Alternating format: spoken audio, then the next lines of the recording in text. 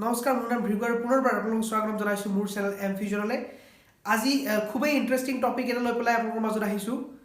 সেইটো হ'ল dual camera. আচলতে বৰ্তমান সময়ত খুব পপুলাৰ ফিচাৰ্ছ এটা যিটো স্মাৰ্টফোনত আজিকালি খুবেই ইউজ কৰিছে। তো গতিকে ডুৱেল কেমেৰাৰ আচলতে কনচেপ্টটো কি আৰু কেনেদৰে কাম কৰে সেইটোৰ বিষয়ে আজি আলোচনা কৰিম। তো আহক আৰম্ভ কৰোঁ।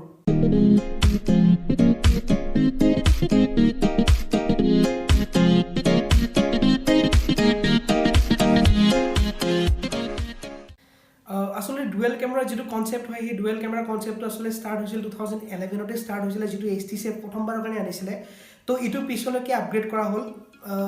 এতিয়া ডুৱেল কেমেৰাৰ কনচেপ্টটো হ'ল এনেকুৱা ধৰণৰ যে আপোনাৰ এটা স্মাৰ্টফোনত আপোনাৰ যদি এটা কেমেৰা থাকে, সেই এটা কেমেৰা থ্ৰুদি আপুনি যিমানখিনি কাম কৰিব পাৰিব, তাত যদি আপুনি দুটা কেমেৰা ইউজ কৰে তেনেহ'লে বহুতখিনি কাম কৰিব পাৰিব। যেনেকৈ আপোনাৰ যদি আপুনি ইমেজ কোৱালিটিটো যদি আপুনি এনহেঞ্চ কৰাব বিচাৰে তেনেহ'লে আপুনি এই কামটো ডুৱেল কেমেৰা থ্ৰুদি আপুনি কৰিব পাৰে।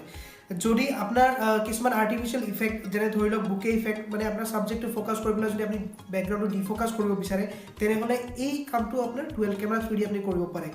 লগতে আপোনাৰ যদি ফোনত যদি আপুনি অপটিকেল জুমটো বিচাৰে তেনেহ'লে এই অপটিকেল জুমটো আপুনি ডুৱেল কেমেৰা থ্ৰুদি কৰিব পাৰে। আচলতে মই সহজ ভাষাত যদি ক'ব যাওঁ, ডুৱেল কেমেৰাৰ কনচেপ্টটো হ'ল এইটোৱে যে এটা কেমেৰা থ্ৰুদি আপুনি যিমানখিনি কাম কৰিব নোৱাৰে সেই ডুৱেল কেমেৰা থ্ৰুদি আপুনি এইখিনি কাম কৰিব পাৰিব। আচলতে এই ডুৱেল কেমেৰাটো কেনেদৰে কাম কৰে সেইটোৰ বিষয়ে অলপ আলোচনা কৰোঁ।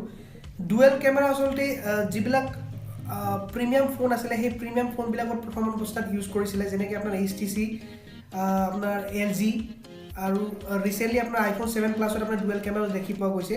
তো এতিয়া বৰ্তমান সময়ত কিন্তু আপোনাৰ যিবিলাক ফ্লেগশ্বিপ ফোন আহি আছে, সেই ফ্লেগশ্বিপ ফোন বৰ্তমান আছে, সেই ফ্লেগশ্বিপ ফোনবিলাকতো আচলতে ডুৱেল কেমেৰাটো এভেইলেবল হোৱা দেখা গৈছে।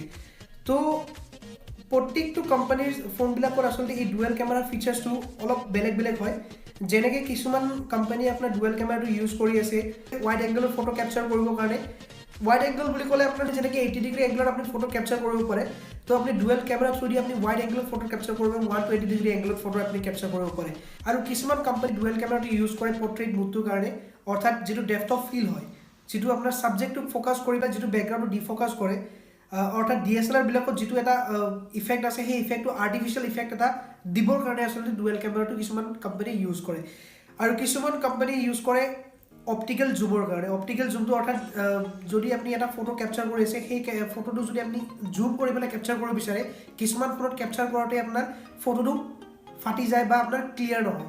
তো গতিকে সেই বস্তুটো আপুনি এখন ক্লিয়াৰ ইমেজ যদি আপুনি সেই সৰু বস্তুটো আপুনি জুম কৰি পেলাই যদি আপুনি এখন ক্লিয়াৰ ইমেজ এখন ল'ব বিচাৰে, ক্ৰিষ্টেল ক্লিন এখন ফটো ল'ব বিচাৰে, সেই ক্ৰিষ্টেল ক্লিন ফটোখন আপোনাৰ ডুৱেল কেমেৰা থ্ৰুদি আপোনাৰ ল'ব পৰা যায়। তো আৰু কিছুমান কোম্পানীয়ে ইউজ কৰে আপোনাৰ প্ৰাইমাৰী আৰু ছেকেণ্ডাৰী কেমেৰা হিচাপে ইউজ কৰে ডুৱেল কেমেৰাটো। প্ৰাইমাৰী কেমেৰাটো আপোনাৰ যিটো কালাৰ ইফেক্ট হয় সেই কালাৰ ইফেক্টটোৰ কাৰণে প্ৰাইমাৰী কেমেৰাটো ইউজ কৰে, আৰু যিটো ছেকেণ্ডাৰী কেমেৰা হয় সেই ছেকেণ্ডাৰী কেমেৰাটো ইউজ কৰে মনোক্ৰম চেন্সৰৰ কাৰণে, যিটো ব্লেক এণ্ড হোৱাইট ফটোৰ কাৰণে।